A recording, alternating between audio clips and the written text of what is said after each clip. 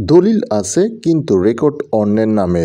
দলিল টিকবে কিনা, টিকলে কতটুকু টিকবে, কিভাবে এই দলিল দিয়ে রেকর্ড সংশোধন করা যাবে কি? চিন্তায় পড়ে গেছেন? চিন্তার কোনো কারণ নেই। বরাবরের মতো আমি রয়েছি তৌফিক আপনাদের সাথে। হ্যাঁ প্রিয় দর্শক, আপনি এক টুকরো 2010 সালে জমি ক্রয় করেন।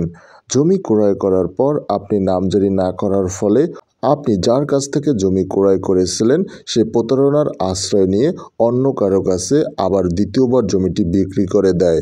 সেই বিক্রি করা দ্বিতীয়জন ব্যক্তি সেই দলিল দিয়ে তার নামে নামজারি মিউটেশন বা রেকর্ড করিয়ে নেয়। কিন্তু কিছুদিন পর আপনি জানতে পারেন এই সম্পত্তিটি সে দ্বিতীয়বার বিক্রি করে অন্য কেউ এই সম্পত্তিটি রেকর্ড করে নেয়। এর ফলে আপনি চিন্তায় পড়ে গেছেন।